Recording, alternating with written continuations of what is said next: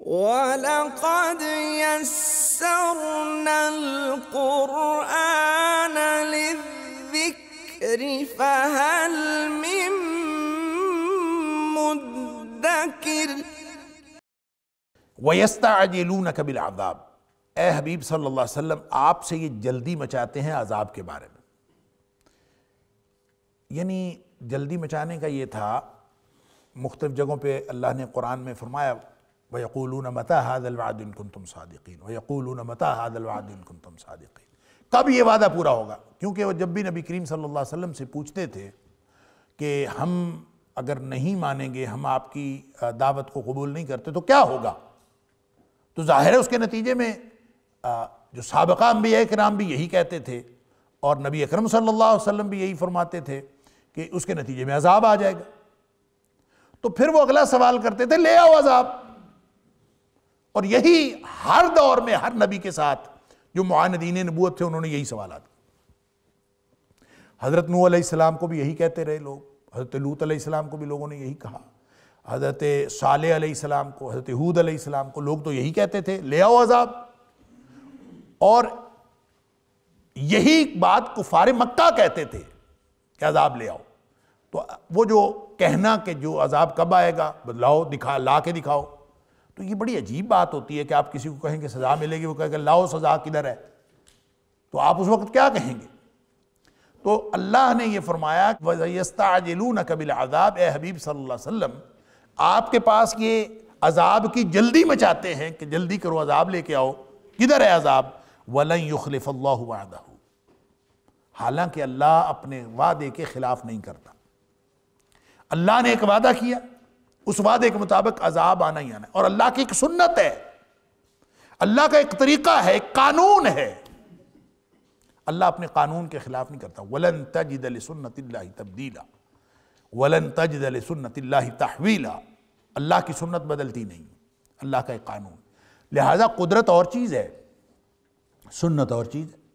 اللہ کی قدرت یہ ہے کہ اللہ چاہے تو مشرق سے نکالے، چاہے تو مغرب سے نکالے سورج کو، چاہے جنوب سے نکالے، چاہے شمال سے نکالے، یہ قدرت ہے۔ ان اللہ علی کل شیء قدیر، اللہ تعالیٰ ہر چیز پر ہر طرح کی قدرت رکھنے والا ہے، چاہے تو کسی کونے سے نکال دے جہاں سے مرضی چاہے، اور چاہے تو نہ نکال لے، ہر چیز پر ہر طرح کی قدرت رکھنے والا ہے، لیکن وہ نکالتا مشرق سے ہے، غروب مغرب میں کرتا ہے، یہ اس کی سنت ہے۔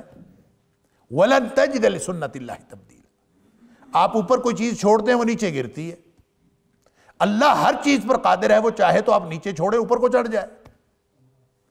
آپ آگ جلاتے ہیں تو اس سے حرارت پیدا ہوتی ہے، حدت پیدا ہوتی ہے، یہ ممکن ہے کہ آپ آگ جلائیں اور اس کے اندر حدت پیدا ہونے کی بجائے اس کے اندر برودت پیدا ہو جائے، ٹھنڈک پیدا ہو جائے، یہ ممکن ہے۔ کیوں؟ ان اللہ علی کل شیء قدیر، اللہ تعالیٰ ہر چیز پر قدرت رکھنے والا ہے، لیکن اس کی سنت یہ ہے کہ آگ جو ہے اس نے ہمیشہ حدت پیدا کی ہے، حرارت پیدا کی ہے، لیکن جب اللہ ایک وقت آیا کہ اللہ کریم نے آگ کو حکم دیا کہ کونی بردم و سلاما علی ابراہیم، اور آگ جو ہے وہ ٹھنڈی اور سلامتی والی بن گئی ابراہیم علیہ السلام، اس نے نہیں جلایا۔ کیوں؟ یہ دکھانے کے لیے دنیا کو کہ ان اللہ علی کل شیء قدیر، لیکن سنت اللہ کی یہ ہے کہ آگ کے اندر حرارت ہے اور وہ حرارت پیدا کرتی ہے۔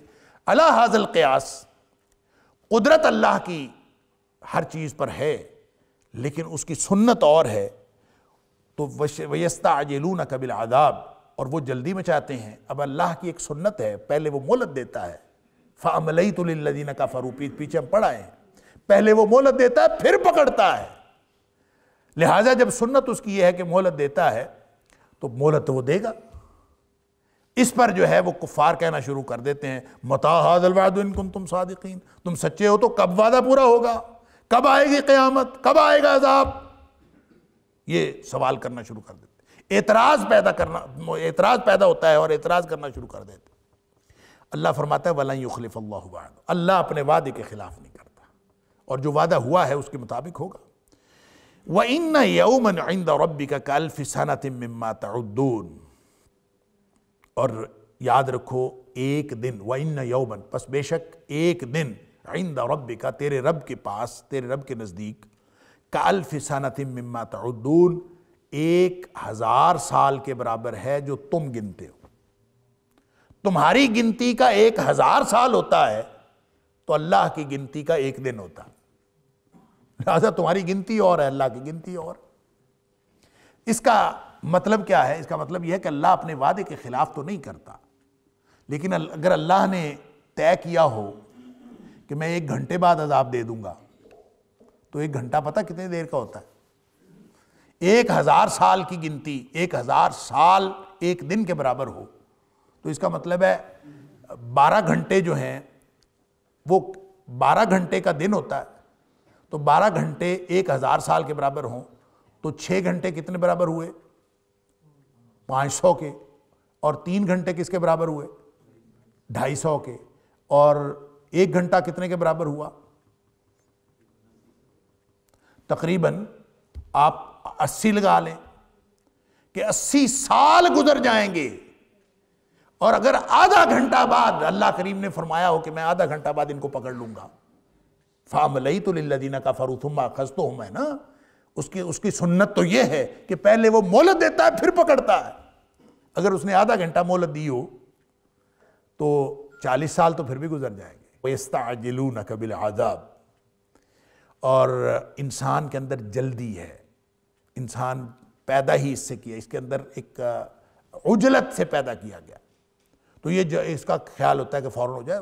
دعا مانگتے ہوئے بھی انسان کالی مچا دیتا ہے کہ میں دعا مانگتے ہوئے اتنا عرصہ ہو گیا، پوری نہیں ہو رہی، دعا ہی نہیں پوری ہوئی، میں دعا مانگ رہا ہوں، دعا قبول نہیں ہو رہی۔ انا للہ و انا الیہ راجعون۔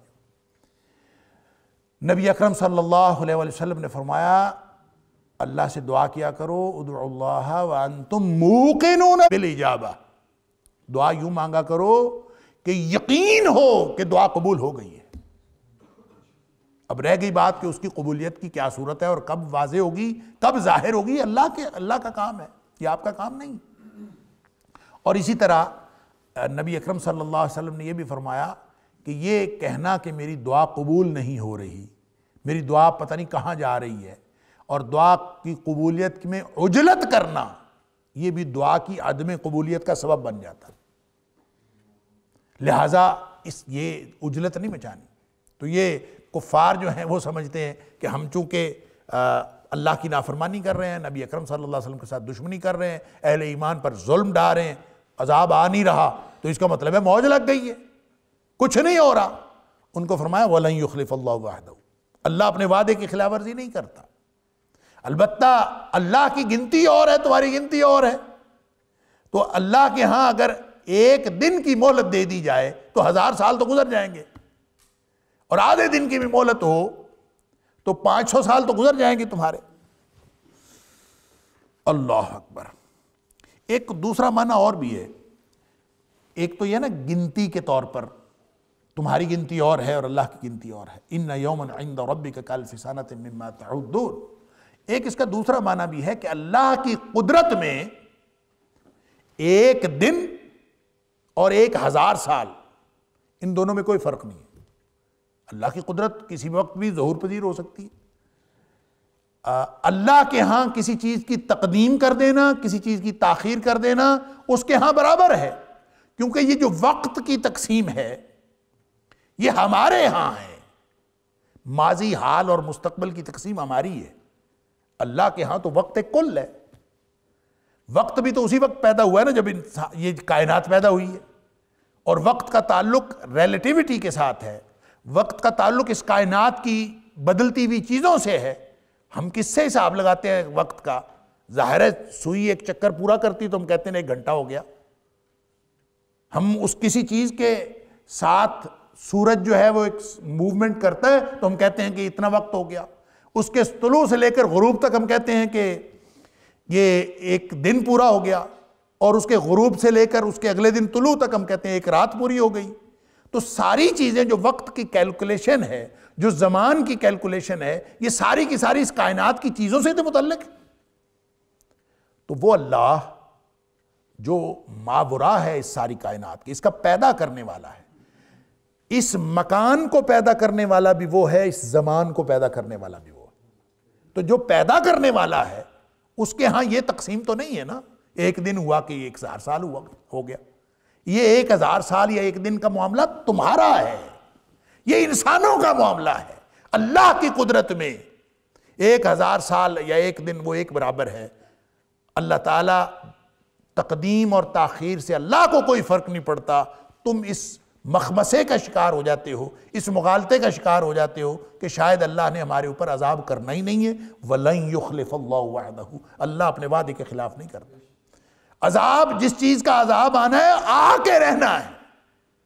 نبی صلی اللہ علیہ وسلم کی دشمنی اس کا عذاب آئے گا، لیکن اور اللہ نے اپنا وعدہ پورا کر کے رہنا ہے، وہ خلاف نہیں کرتا. لیکن اللہ کے ہاں اس کی کوئی حیثیت نہیں ہے، ایک دن ہو یا 1000 سال ہو. لہٰذا ایک معنی تو گنتی کے اعتبار سے ہے، تو تمہارا 1000 سال اللہ کے ایک دن کے برابر ہے.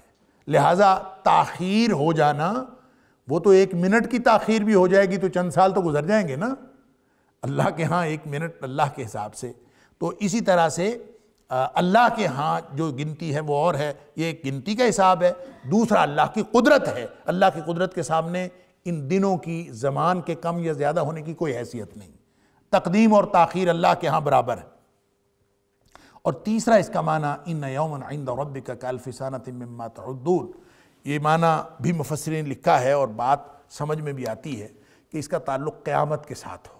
اور وہ جو ایک دن آئے گا جس دن وعدہ پورا ہوگا، وہ کافروں کے اوپر، وہ جو قرآن کہتا ہے کہ ان کے اوپر بہت بھاری دن ہوگا، یوم عسیر، کافروں کے لیے بہت مشکل دن ہوگا.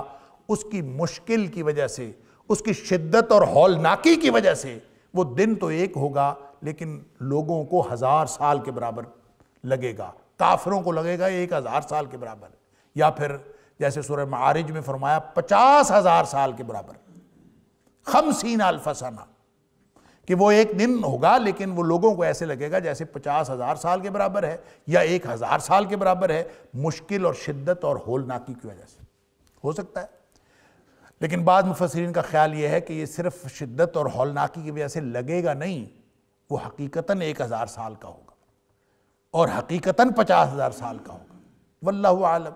یہ ساری کی ساری متشابہات میں سے ہے، اللہ جانتا ہے کیا ہوگا کیا نہیں ہوگا. لیکن اللہ کریم نے یہ بات بیان فرما کے ایک بات واضح کی ہے کہ تقدیم اور تاخیر کی وجہ سے اللہ کے وعدے کے بارے میں بدگمان نہ ہو. اللہ کا وعدہ ہر صورت میں پورا ہو کے رہے گا. وَكَأَيٍّ مِّن قَرْيَةٍ أَمْلَيْتُ لَهَا، یہ تمہیں جو غلط فہمی ہوئی ہے اس کی وجہ میری مہلت ہے نا. وَكَأَيٍّ مِّن قَرْيَةٍ، کتنی بستیاں ہیں، أَمْلَيْتُ لَهَا، کہ ان کو میں نے مہلت دی تھی. وَهِيَ ظَالِمَةٌ، ان کے ظلم کے باوجود ان کو مہلت ملی. کتنی بستیوں کو مہلت ملی؟ یعنی سابقہ انبیاء کی آپ تاریخ پڑھ کے دیکھ لیں، ان کے مقابلے میں جو معاندین نبوت تھے ان کو مہلت ملتی رہی اور اس مہلت سے انہوں نے فائدہ نہیں اٹھایا. حضرت یونس علیہ السلام کا واقعی دیکھ لیجئے، مہلت ہی تو ملی تھی کہ حضرت یونس علیہ السلام نے جب ان کو کہا کہ تم نہیں مانو گے تو عذاب آ جائے گا، اور یونس علیہ السلام کی کہانی ہی یہی ہے کہ وہ جب عذاب نہیں آیا اور حضرت یونس علیہ السلام سے انہوں نے پوچھ لیا کب آئے گا، مفسرین نے لکھا ہے کہ انہوں نے کہہ دیا 40 دن میں آ جائے گا. اب یہ سنت نہیں ہے اللہ کی کہ نبی جو ہے ڈیڈ لائن دے دے کہ 20 دن بعد، 1 دن بعد، 10 دن بعد. نہیں، یہ نبی کا کام نہیں ہے. تو حضرت یونس علیہ السلام نے ڈیڈ لائن دے دی، 40 دن بعد عذاب آ جائے گا. انہوں نے کہا جی ٹھیک ہے، 40 دن بعد عذاب آ گیا تو ٹھیک ہے، ہم تمہیں مان لیں گے. کیونکہ کافر کو ہمیشہ یہ شبہ رہتا ہے، اس کے چونکہ وہ بے ایمان ہوتا ہے، ایمان سے خالی ہوتا ہے اس کا دل، لہٰذا اس کو سمجھ نہیں آتی کہ نبی، اللہ کا نبی وہ حق ہے اور جو بات وہ فرما رہا ہے وہی حق ہے. اس کو چونکہ سمجھ نہیں آتی، وہ مادی دنیا میں اس کی حقانیت کو ظہور پذیر ہوتے دیکھنا چاہتا ہے.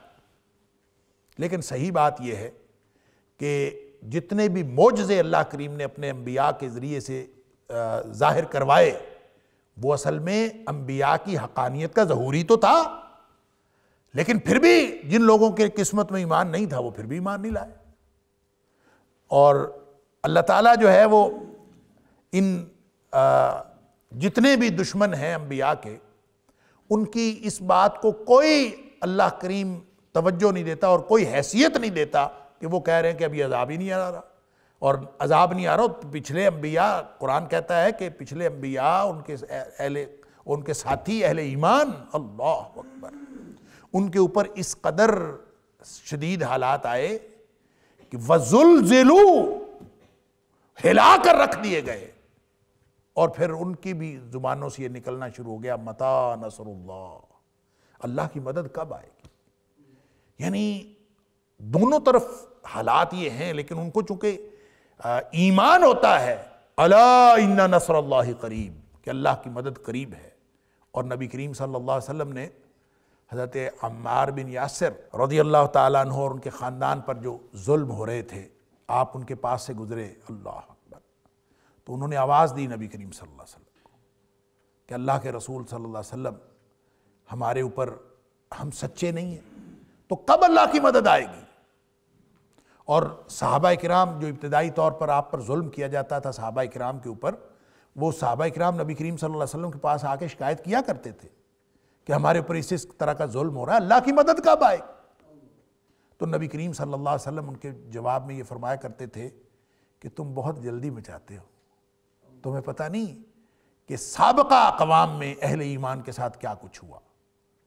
ان کے جسم لوہے کی کنگھیوں سے چھلنی کر دیے گئے، لوہے کی کنگھیوں سے ان کی ہڈیوں سے گوشت اتار لیا گیا، آرا ان کے سر پہ رکھ کے ان کے جسم کو دو ٹکڑے کر دیا گیا، اور یہ چیز بھی ان کو ایمان سے برگشتہ نہیں کر سکی۔ لہذا تمہارے اوپر تو ابھی وہ حالات آئے ہی نہیں، تو تم کیوں جلدی مچاتے ہو؟ کوئی حرج نہیں۔ اللہ، اندازہ کیجئے، وَلَقَدْ يَسَّرْنَا الْقُرْآنَ لِلذِّكْرِ فَهَلْ مِن مُدَّكِرٍ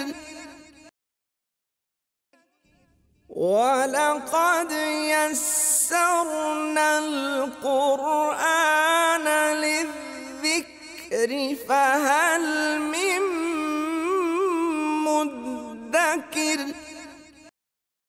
کہ اللہ کی سنت کیا ہے؟ اللہ تعالیٰ حلیم بھی ہے، علیم بھی ہے، بردبار ہے، وہ ظالم کے ظلم کو دیکھتا ہے، پھر بھی مہلت دیے چلا جاتا ہے۔ تو یہی فرما رہا ہے اللہ کریم یہاں پہ کہ پچھلی اقوام جو تباہ و برباد ہوئیں، جب وہ ظلم کر رہی ہوتی تھی اہل ایمان کے اوپر، اس وقت بھی اللہ تعالیٰ ان کو مہلت دیے ہوئے ہوتا تھا۔ وَكَأَيٍّ مِّن قَرْيَةٍ أَمْلَيْتُ لَهَا وَهِيَ ظَالِمَةٌ، ان کے ظلم کی حالت میں بھی اللہ کریم ان کو مہلت دیے رکھتا تھا۔ تو آج اگر تمہیں اے کفار مکہ، اور اے نبی کریم صلی اللہ علیہ وسلم کے دشمنوں، اگر تمہیں مہلت ملی ہوئی ہے تو تم کسی خوش فہمی میں مبتلا نہ ہونا۔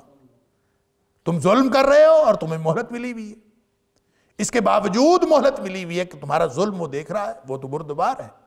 تو یہ اللہ کی سنت ہے، وہ پہلے بھی ایسے کرتا رہا۔ وَكَأَيٍّ مِّن قَرْيَةٍ أَمْلَيْتُ لَهَا، کتنی بستیوں کو ہم نے مہلت دی، وَهِيَ ظَالِمَةٌ، اس حالت میں کہ وہ ظالم تھی۔ ثُمَّ أَخَذْتُهَا، پھر میں نے ان کو پکڑ لیا۔ اللہ کا عذاب پھر آنا ہی آنا ہے، لہٰذا وَإِلَيَّ الْمَصِيرُ، اور میری طرف ہی لوٹ کر جانا ہے، یعنی دنیا میں عذاب آئے یا قیامت والے دن آئے، عذاب تو تمہارے اوپر آنا ہی آنا ہے۔ یہ ان کو بتایا جا رہا ہے کہ یہ جو مہلت ہے یہ تمہیں کسی غلط فہمی میں، خوش فہمی میں مبتلا نہ کرے، اور اہل ایمان کو اس میں خوشخبری دی جا رہی ہے کہ اگر ظالموں کو مہلت ملی ہوئی ہے تو تمہیں اس سے گھبرانے کی کوئی ضرورت نہیں۔ قُلْ يَا أَيُّهَا النَّاسُ إِنَّمَا أَنَا لَكُمْ نَذِيرٌ مُّبِينٌ، آپ کہہ دیجئے اے حبیب صلی اللہ علیہ وسلم، آپ فرما دیجئے یا ایھا الناس، اے کائنات کے لوگو، انما انا لکم نذیر مبین، میں تو سوائے اس کے اور کچھ نہیں ہوں کہ انا لکم، میں تمہارے لیے نذیر مبین، واضح طور پر ڈرا دینے والا ہوں۔ یعنی نبی اکرم صلی اللہ علیہ وسلم اپنی حیثیت واضح کر رہے ہیں کہ میرا کام عذاب لانا نہیں ہے، میرا کام عذاب کا حکم دینا نہیں ہے، میرا کام عذاب کی ڈیڈ لائن دینا بھی نہیں ہے، میرا کام صرف اتنا ہے کہ میں اللہ کے عذاب سے تمہیں خبردار کر، کب آتا ہے کب نہیں آتا یہ اللہ کا کام۔ لہذا انما انا لکم نذیر مبین، میں تمہارے لیے واضح طور پر ڈرا دینے والا ہوں۔ فالذین آمنوا وعملوا الصالحات، پس جو لوگ بھی ایمان لائے اور انہوں نے نیک عمل کیے، لہم مغفرۃ ورزق کریم، ان کے لیے مغفرت ہے، بخشش ہے، اور رزق کریم، اور بہت عزت والا رزق ہے ان کے لیے، سبحان اللہ۔ والذین سعوا فی آیاتنا معاجزین، اور جو لوگ اس دوڑ دھوپ میں لگ گئے، والذین، اور وہ لوگ سعوا جنہوں نے کوشش کی، کس بات کی کوشش کی؟ فی آیاتنا، ہماری آیتوں کے بارے میں انہوں نے کی، کیا کوشش کی؟ معاجزین، کہ ہم نے ان کو ہرا دینا ہے، اس کے مقابلے کی کوشش کرتے، اللہ کی آیات اس کے مقابلے کی کوشش کرتے، آیت کو غلط ثابت کرنے کی کوشش کرتے ہیں، وہ اللہ کی آیت اس قرآن میں بیان ہونے والی ہو یا اللہ کی آیت اس دھرتی پر ظاہر ہونے والی ہو، ان کو غلط کرنے کی کوشش کرتے ہیں۔ ہم یوں کر دیں گے، ہم یوں کر دیں گے، ہمارے پاس یہ ہے، ہم یہ کر لیں گے، ہمارے پاس علم ہے۔ جیسے قارون نے کہا تھا میں نے اپنے علم سے حاصل کیا ہے، میرا علم یہ کہتا ہے۔ یعنی انسان اندازہ تو کرے کہ یہ اللہ کی آیات کے بارے میں جب مقابلے کی بات کرتا ہے، معاجزین، اس حال میں کہ یہ کوشش کرتا ہے میں ان کو ہرا دوں، اللہ کی آیتوں کو نیچا دکھا دوں اور میں اپنی بات کو اوپر کر لوں۔ یہ جو لوگ بھی یہ کوشش، یہ ایک رویہ ڈیولپ ہوتا ہے، ایک سبمیشن کا رویہ، اللہ کی آیات سنی فوراً سر جھکا دیا۔ اللہ، جو ایمان لاتے ہیں جب بھی ان کے سامنے ہماری آیات تلاوت کی جاتی ہیں، خروا سجدا، وہ تو فوراً گر جاتے ہیں سجدے۔ اللہ کی آیات ہیں، سر تسلیم خم، اللہ نے یہ فرمایا، اللہ کے رسول صلی اللہ علیہ وسلم نے یہ فرمایا، پھر اس کے بعد ہماری عقل، دانش، سیانف کوئی چیز نہیں ہے، ہر چیز اس کے خلاف ہو، لیکن اللہ اور اس کے رسول صلی اللہ علیہ وسلم کا فرمان آ جائے تو سر تسلیم خم۔ لیکن دوسرا رویہ کیا ہے؟ والذین سعوا فی آیاتنا معاجزین، وہ پھر ادھر ادھر سے دلائل اکٹھے کرنے شروع کر دیتے، کوئی سائنس کے دلائل، کوئی دل کے دلائل، کوئی ادھر کے دلائل، کوئی ادھر کے دلائل، کہ ہم ان آیات کے خلاف کوئی بات کریں، ان کو نیچا دکھائیں، اس کا جواب دیں۔ اب جواب، قرآن کو کون نیچا دکھا سکتا ہے؟ قرآن کو کون ہرا سکتا ہے؟ لیکن کوشش تو کر لیتے ہیں، ان کی کوشش ہے والذین سعوا فی آیاتنا معاجزین، جو یہ کوشش کرتے ہیں اولئک اصحاب الجحیم، یہ جہنمی ہیں، اولئک اصحاب الجحیم، یہی وہ لوگ ہیں جو جہنمی ہیں، جہنم والے ہیں۔ اللہ اکبر۔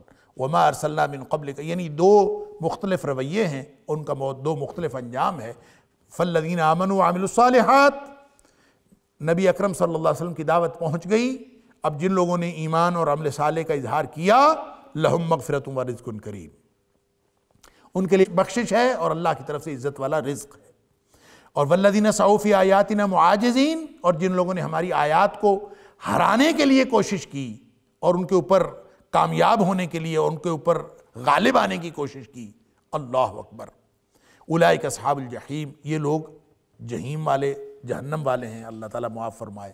وما ارسلنا من قبلک من رسول ولا نبی، اور نہیں بھیجا ہم نے آپ سے پہلے اے حبیب صلی اللہ علیہ وسلم، من رسول، کوئی رسول، ولا نبی، اور نہ ہی کوئی نبی، الا مگر، اذا تمنا، جب وہ تلاوت کرتا تھا یا یا کوئی آرزو کرتا تھا، القى الشیطان فی امنیتہ، تو شیطان اس کی آرزو یا اس کے خیال کے اندر مداخلت کرتا تھا، القا ڈال دیتا تھا، یہ مداخلت کرتا تھا، الشیطان، شیطان، فی امنیتہ، اس کی آرزو میں یا اس کے تخیل میں یا اس کے تلاوت میں، فینسخ اللہ، پس مٹا دیتا ہے اللہ، ما یلقی الشیطان، جو ڈالا ہوتا ہے شیطان نے، جو مداخلت کی ہوتی ہے شیطان نے، ثم یحکم اللہ آیاتی، پھر اللہ تعالیٰ اپنی آیات کو واضح کرتا ہے، محکم کر دیتا ہے۔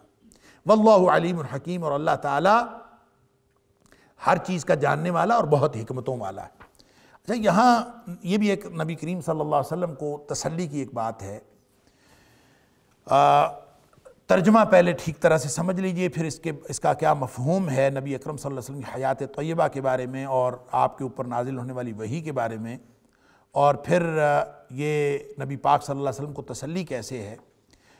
یہ وما ارسلنا من قبلک من رسول ولا نبی الا اذا تمنا، تمنا جو ہے اس کا معنی، ایک تو معنی ہے آرزو کرنا اور خیال کرنا، دل میں خیال آنا، تمنا جب آرزو کی یا دل میں خیال آیا۔ دوسرا اس کا معنی ہے پڑھنا یا تلاوت کرنا، پڑھا یا تلاوت، دونوں معنی۔ تو دونوں معنوں کے اعتبار سے اگر آپ اس کا ترجمہ اور مفہوم سمجھ لیں تو آپس میں کوئی فرق نہیں، کیونکہ نبی کا جو خیال ہوتا ہے اور نبی کا جو تلاوت کرنا اور پڑھنا ہوتا ہے اس میں کوئی تفاوت نہیں ہوتا۔ وَمَا يَنْتِقُ عَنِ الْهَوَىٰ إِنْ هُوَ إِلَّا وَحْيٌ يُوحَىٰ، کہ نبی پاک صلی اللہ علیہ وسلم اپنی خواہش نفس سے بولتے ہی نہیں جب تک ان کے اوپر وحی نازل نہ ہو۔ تو جو کچھ وہ پڑھ رہے ہوتے ہیں انبیاء کرام یا اور نبی کریم صلی اللہ علیہ وسلم جو پڑھ رہے ہوتے ہیں اس میں، اور جو وہ خیال کر رہے ہوتے ہیں، آرزو کر رہے ہوتے ہیں، ان میں کوئی فرق نہیں ہوتا۔ یہ اللہ کریم نے اس کے اندر بھی مطابقت رکھی ہے، بالکل اسی طرح جیسے میں نے عرض کیا کہ ارد گرد پھیلی ہوئی کائنات کی نشانیوں کی مطابقت ہے قرآن کی ان آیات کے ساتھ، اسی طرح نبی جو اللہ کا نبی ہوتا ہے اس کی آرزویں، تمنائیں، اس کے خیال، اس کے منصوبے اللہ کی نازل کردہ وحی کے بالکل مطابق ہوتے ہیں، اس کے اندر کوئی تفاوت نہیں ہوتا۔ لیکن شیطان اس کے اندر تفاوت پیدا کرنے کی کوشش کرتا ہے، اور جب وہ آرزو اور خیال، نبی کا آرزو اور خیال کیا ہوتا ہے؟ نبی کی آرزو اور نبی کا خیال یہ ہوتا ہے کہ لوگ سارے کے سارے جہنم سے بچ کر جنت میں جانے والے بن جائیں، اور نبی کی کوشش یہی ہوتی ہے کہ لوگ جہنم سے بچ کر جنت میں جانے والے بن جائیں۔ اس کے لیے وہ ساری زندگی لگا دیتا ہے۔ سارے انبیاء نے آدم علیہ السلام سے نبی اکرم صلی اللہ علیہ وسلم تک سب نے یہی کیا، اور نبی پاک صلی اللہ علیہ وسلم کی حیات طیبہ اسی کی مصداق ہے، آپ بھی یہی کرتے رہے۔ اور جب کبھی کوئی شخص جو ہے وہ باوجود پوری کوشش کے ایمان نہیں لاتا تھا، نبی کریم صلی اللہ علیہ وسلم کو بہت دکھ ہوتا تھا کہ یہ جو ہے وہ میرے ہاتھوں سے نکل کر جہنم میں جانے کی کوشش کر رہا ہے، اللہ اکبر۔ اور نبی کریم صلی اللہ علیہ وسلم خود فرماتے ہیں کہ میری حیثیت، آپ نے ایک دفعہ وہ دیکھی شمع یا دیا جل رہا تھا اور اس کے گرد پروانے آگ کے اوپر مر رہے تھے، تو نبی اکرم صلی اللہ علیہ وسلم نے فرمایا کہ جس طرح یہ پروانے آگ کی طرف جا رہے ہیں تم لوگ بھی آگ کی طرف بھاگ رہے ہو، اور میں تمہارے دامن پکڑ کر، تمہاری کمر پکڑ کر تمہیں اس سے بچانے کی کوشش کر رہا ہوں۔ نبی پاک صلی اللہ علیہ وسلم کی ساری، تو کوئی بھی نبی جو ہوتا ہے اس کی آرزو تو یہ ہوتی ہے، اس کی تمنا یہ ہوتی ہے۔ لہٰذا اس کا معنی اگر تمنا کیا جائے، آرزو کیا جائے، دل میں خیال آیا، تو نبی کے دل میں جو خیال ہوتا ہے، نبی کی جو آرزو ہوتی ہے، القى الشیطان فی امنیتہ، شیطان ہمیشہ تاریخ یہ رہی ہے کہ جب بھی کسی نبی نے جو اپنی توجہ کی، خیال کیا، آرزو کی، تمنا کی، تو شیطان نے اس تمنا کے برابر ہونے میں، اس خیال کے پورا ہونے میں رکاوٹ ڈالنے کی بھرپور کوشش کی۔ یہ مداخلت کرتا ہے، اس میں ڈٹ جاتا ہے۔ کیا مطلب؟ نبی کوشش کرتا ہے لوگوں کو جہنم سے بچانے کی، اور شیطان کوشش کرتا ہے جہنم کی طرف لے جانے کی، لہٰذا یہ اس کے اندر رکاوٹ ڈالتا ہے۔ اگر اس کا معنی تلاوت کرنا کہیں تو اس کا مطلب یہ ہوگا کہ جب بھی نبی اللہ کی وحی پڑھ کر سناتا ہے لوگوں کو، تو شیطان اس میں کوئی نہ کوئی رکاوٹ ڈالتا ہے، اس میں مداخلت کرتا ہے، یا لوگوں کو اس کی تفہیم میں، اس کو سمجھنے میں وہ لوگوں کو شکوک و شبہات میں ڈالتا۔ لہٰذا نبی جو ہے وہ جب بھی ایسی بات کرتا تھا، تاریخ یہ ہے کہ اسی طرح سے شیطان بھی اپنی کوشش میں لگا رہتا تھا۔ فَيَنْسَخُ اللَّهُ مَا يُلْقِ الشَّيْطَانِ، اب ایک کام شیطان کا ہے اور ایک کام اللہ کا ہے۔ فَيَنْسَخُ اللَّهُ، اللہ تعالیٰ اس کو مٹا دیتا تھا، مَا يُلْقِ الشَّيْطَانِ، شیطان جو بھی کچھ کرے اللہ اس کو مٹا دیتا ہے۔ کیا مطلب؟ شیطان کا جو طرز عمل ہے، شیطان کا جو ایکشن ہے، شیطان کا جو مشن ہے، وہ کبھی مکمل نہیں ہو سکتا۔ فَيَنْسَخُ اللَّهُ مَا يُلْقِ الشَّيْطَانِ، اللہ اس کے اس مشن کو، اس کے ڈالے ہوئے کو، اس کے اس مداخلت شدہ بات کو اللہ تعالیٰ مٹا دیتا۔ ثُمَّ يُحْكِمُ اللَّهُ آیَاتِهِ، پھر اللہ تعالیٰ اپنی آیات کو محکم کر دیتا۔ اب اس کا ایک معنی تو یہ ہے، یہ سمجھ لیجئے، پھر میں دوسرے معنی کی طرف، دوسرے پہلو کی طرف بھی آتا ہوں، کہ اس کا ایک معنی تو یہ ہے کہ جب اللہ کی آیات پڑھی جاتی ہیں تو شیطان اس کے اندر مختلف قسم کی مداخلت کرتا ہے اور مختلف قسم کے معانی سمجھانے کی کوشش کرتا ہے لوگوں کو، اور اللہ پھر اپنی آیات کو محکم کر دیتا ہے، کوئی نہ کوئی واضح آیت نازل فرما دیتا ہے جس سے شیطان کے پیدا کردہ شکوک و شبہات سارے کے سارے ختم ہو جاتے ہیں۔ یہ وہی بات ہے جو اللہ کریم نے سورہ آل عمران کی ابتدا میں فرمائی کہ منہ آیات محکمات ہن ام الکتاب، کچھ آیاتیں قرآن کی محکم ہیں جو کتاب کی اصل ہے، وَأُخَرُ مُتَشَابِهَاتٌ، دیگر قسم کی جو آیات ہیں وہ متشابہ ہیں، اس کے اندر مختلف معنی نکل سکتے ہیں، لیکن جس میں مختلف معنی نکلتے ہیں گویا وہاں فرمایا فَأَمَّا الَّذِينَ فِي قُلُوبِهِمْ زَيْغٌ، جن کے دلوں میں ٹیڑھ اور کجی ہے، فَيَتَّبِعُونَ مَا تَشَابَهَ مِنْهُ ابْتِغَاءَ الْفِتْنَةِ وَابْتِغَاءَ تَأْوِيلِهِ، وہ لوگ ان متشابہات کے پیچھے دوڑتے ہیں، دلوں میں ٹیڑھ والے لوگ، دلوں میں کجی والے لوگ، وہ متشابہات کے پیچھے دوڑتے ہیں کہ ہم اس کا اصل مفہوم بتاتے ہیں، اس کے پیچھے اصل میں وہ فتنہ پھیلانے کے لیے اس کے پیچھے جا رہے ہوتے ہیں۔ تو گویا دلوں میں ٹیڑھ اور کجی والے لوگ اصل میں شیطان کا مقصد پورا کر رہے ہوتے ہیں۔ وَلَقَدْ يَسَّرْنَا الْقُرْآنَ لِلذِّكْرِ فَهَلْ مِن مُدَّكِرٍ وَلَقَدْ يَسَّرْنَا الْقُرْآنَ لِلذِّكْرِ فَهَلْ مِن مُدَّكِرٍ۔ اللہ اپنی آیات کو محکم کر دیتا، لہذا وہ جو آیات ہیں محکم، جو واضح طور پر ہر شخص کی سمجھ میں آ جانے والی، قرآن کی اصل تو وہی ہے، تو جو اس میں تو شیطان کو موقع نہیں ملتا، تو شیطان وہ جو متشابہ آیات ہیں ان آیات کے بارے میں لوگوں کے دلوں میں شکوک و شبہات ڈال کر وہ گویا اللہ کی نازل کردہ کتاب میں، اور وہی جو پڑھتا ہے نبی پڑھ کے سناتا ہے اس کے اندر وہ مختلف قسم کی شکوک و شبہات ڈال کر لوگوں کو گمراہ کرنے کی کوشش کرتا ہے۔ یہ ہے اس کا معنی۔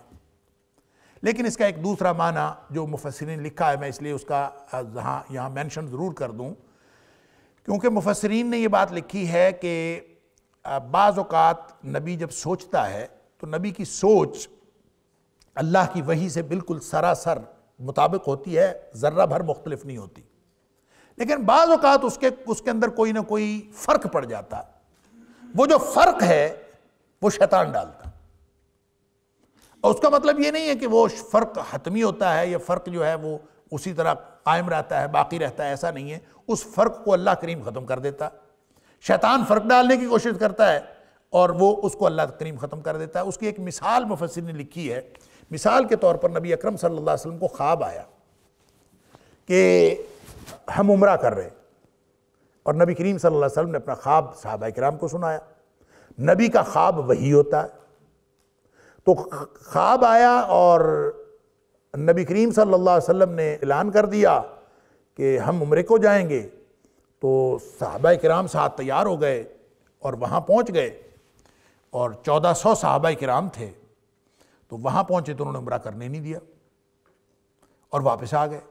صحابہ کرام کے دلوں کو بہت تکلیف ہوئی، یعنی وہیں پہ قربانی کے جانور ذبح کیے اور حدیبیہ کے مقام پر، اور وہاں سے واپس آ گئے۔ اگلے سال عمرہ کیا، تو مفسرین کہتے ہیں کہ ایک تمنا، ایک آرزو، ایک خیال دل میں پیدا ہوا نبی اکرم صلی اللہ علیہ وسلم کے کہ میں عمرہ کر رہا ہوں، اور عمرہ کر رہا ہوں یہ خیال درست تھا۔ نبی پاک صلی اللہ علیہ وسلم نے جو سوچا وہ پورا ہوا، لیکن اس میں فرق پڑ گیا۔ کیا فرق پڑا؟ کہ آپ کا خیال تھا کہ اسی سال ہم عمرہ کریں گے، لیکن وہ ٹھیک ہوا تو اگلے سال جا کے ٹھیک ہوا۔ اس کو انہوں نے ایک خیال کے طور پر یعنی اس خیال کی جو تفاوت پیدا ہوئی اور اللہ کریم نے اس کو برابر کر دیا، اس کی مثال کے طور پر مفسرین نے یہ بات لکھی۔ اور ایک دوسری بات جو پڑھنے کے اعتبار سے کہ شیطان اس میں مداخلت کرتا ہے، وہ بھی ایک روایت ہے جو اگرچہ اکثر مفسرین کے ہاں، اکثر محدثین کے ہاں بھی اس روایت کی کوئی استنادی حیثیت نہیں ہے، لیکن بعض نے اس کو کثرت طرق کی بنیاد پر صحیح بھی کہا ہے۔ میں علامہ ابن حجر عسقلانی علیہ الرحمہ نے کہا کہ نہیں، اس کی کوئی نہ کوئی اصل تو ہے۔ بہرحال وہ بھی سن لیجئے، میں پھر اس کے بعد اس کو کنکلوڈ کرتا ہوں کہ یہ معاملہ کیا ہے اور ہم اس کو کیسے سمجھیں۔ وہ روایت یہ ہے کہ نبی پاک صلی اللہ علیہ وسلم سورہ نجم کی تلاوت فرما رہے تھے، اور جب آپ نے وَمَنَاةَ الثَّالِثَةَ الْأُخْرَى پڑھا کہ ایک تیسرا ان کا جو ہے وہ منات ہے، ان کا بت، تو آپ نے یہ پڑھا، تو اس کے بعد اب یہ سن لیجئے، پہلے روایت سن لیجئے، پھر اس پہ اوپر میرا تبصرہ سن لیجئے گا، پھر ہم اس کو کنکلوڈ کریں گے۔ پہلی بات سن کے اس کو حتمی نہیں سمجھنا۔ بعض مفسرین اس روایت کے مطابق، علامہ ابن کثیر نے بھی لکھی ہے، مختلف مفسرین نے، علامہ طبری نے اور اکثر مفسرین نے بات لکھی کہ نبی کریم صلی اللہ علیہ وآلہ وسلم نے سورہ نجم تلاوت کرتے ہوئے جب ومناۃ الثالثۃ الاخری پڑھا تو اس کے بعد شیطان نے اس کے اندر ایک گرہ لگائی اور اس کے اندر 2 آیات ڈال دیں۔ کون سی؟ کہ تلک الغرانیق العلا وَإِنَّ شَفَاعَتَهُنَّ لَتُرْتَجَا، یہ جو دیویاں ہیں یہ بہت بلند مرتبہ دیویاں ہیں اور ان کی سفارش جو ہے وہ قبول کی جائے گی۔ یہ 2 آیات اس نے شیطان نے اس میں ڈال دی۔ کس طرح ڈال دی؟ اب بعض روایات میں مفسرین کا خیال یہ ہے، اب یہ خیالات ہیں، بعض کا خیال یہ ہے کہ شیطان نے نبی کریم صلی اللہ علیہ وآلہ وسلم کا لہجہ اختیار کر کے، نبی پاک صلی اللہ علیہ وسلم کی آواز اختیار کر کے یہ خود پڑھ دیں۔ بعض نے کہا کہ نہیں، اس نے نبی کریم صلی اللہ علیہ وسلم کی زبان پر جاری کروا دیں، نعوذ باللہ من ذالک۔ بعض کا خیال ہے کہ نہیں۔ اچھا، یہ مختلف مفسرین کے خیالات۔ میں اگر اس واقعے کو، جو دیگر مفسرین ہیں وہ تو سرے سے وہ کہتے ہیں کہ یہ چونکہ استنادی طور پر یہ ٹھیک نہیں ہے، لہٰذا یہ واقعہ غرانیق اس کو کہتے ہیں، تو یہ اس کی کوئی حیثیت نہیں ہے، اس کو تفسیر کے اندر جگہ دینا یا اس آیت کی تفسیر میں اس واقعے کا ذکر کرنا یہی درست نہیں ہے۔ کیوں؟ اس کی وجہ یہ ہے کہ اللہ کریم نے قرآن میں فرمایا ہے سورہ جن کے آخر پہ، عالم الغیب فلا یظہر علی غیبہ احدا الا من ارتضی من رسول فانہ یسلک من بین یدیہ ومن خلفہ رصدا، کہ اللہ جب اپنے نبی کو چن لیتا ہے تو پھر اللہ ان کے اوپر پہرے دار مقرر کر دیتا ہے، من بین یدیہ ومن خلفہ رصدا، اس کے آگے بھی اس کے پیچھے بھی ایک پہرے دار ہوتا ہے۔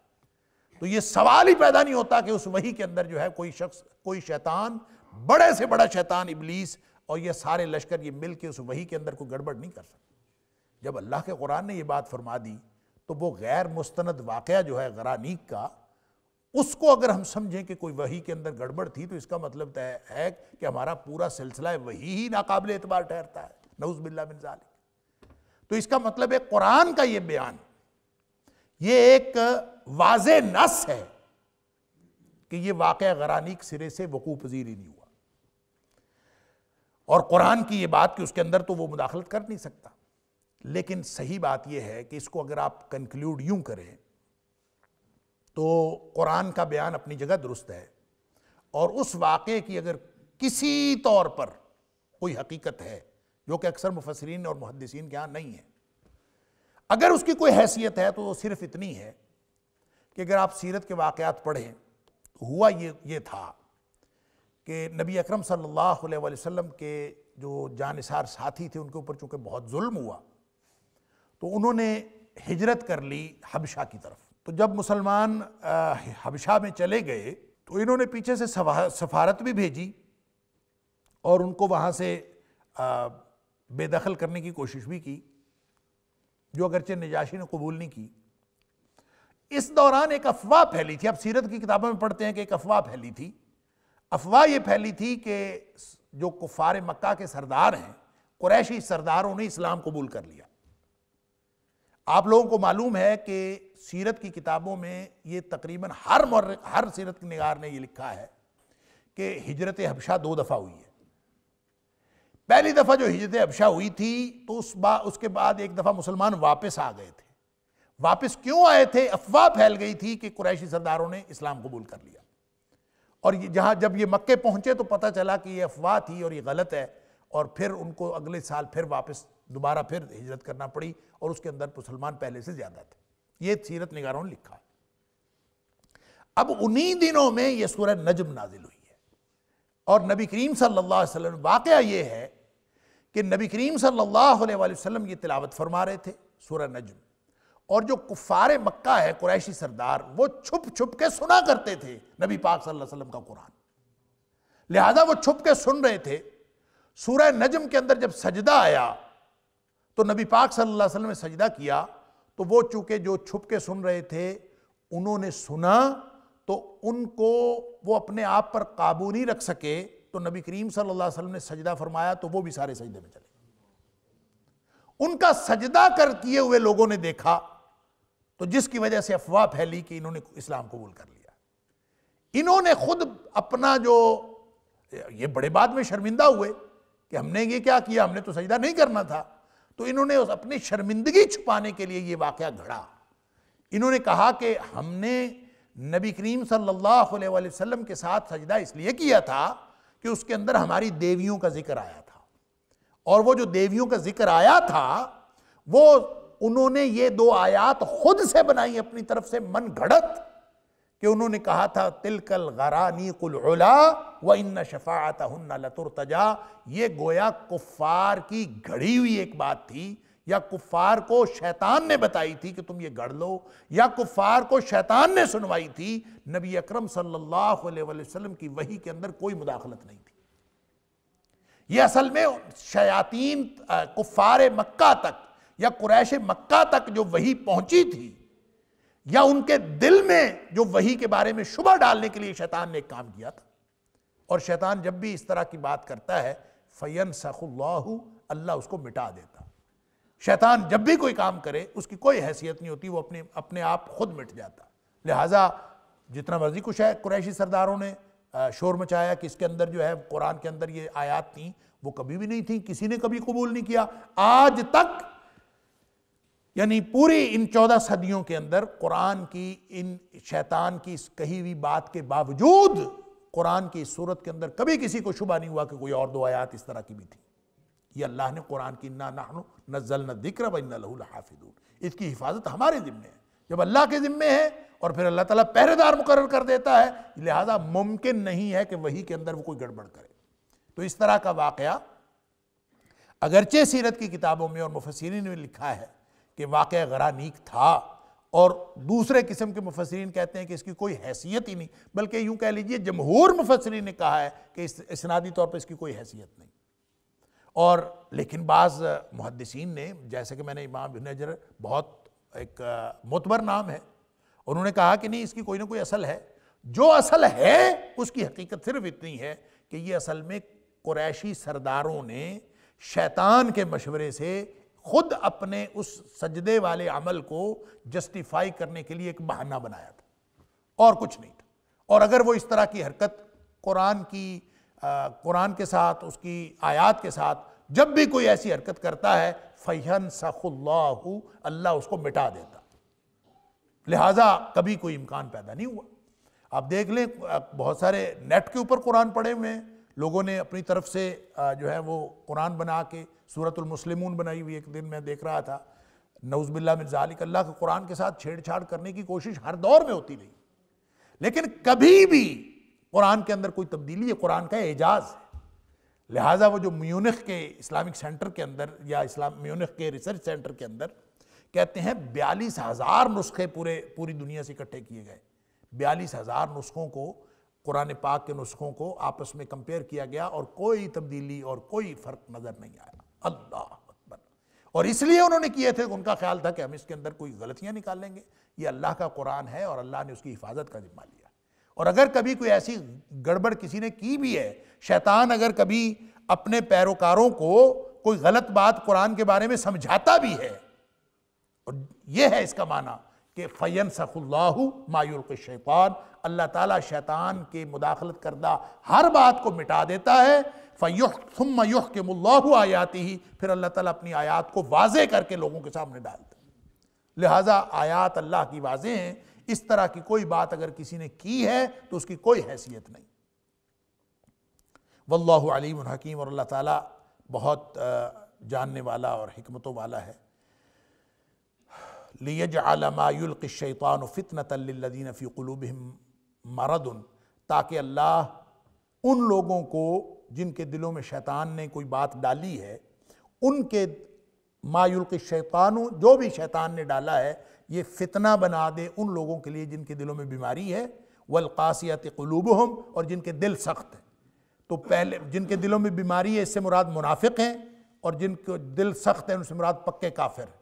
یعنی ان کے لیے یہ فتنہ بنتا ہے، وگرنہ قرآن کو کچھ نہیں ہوتا۔ وَإِنَّ الظَّالِمِينَ لَفِي شِقَاقٍ بَعِيدٍ، اور بے شک جو ظالم ہیں وہ تو دور کی دشمنی میں پڑے ہوئے ہیں، اور دور کی دشمنی میں ہی وہ ساری کی ساری اس طرح کی حرکتیں کرتے ہیں، وگرنہ اللہ کا قرآن اور نبی اکرم صلی اللہ علیہ وسلم کی ذات اس طرح کی ہر طرح کی ہرزہ سرائیوں سے پاک ہے۔ وآخر دعوانا الحمدللہ رب العالمین۔ إن هذا القرآن يهدي للتي هي أقوم ويبشر المؤمنين الذين يعملون الصالحات أن لهم أجرا كبيرا۔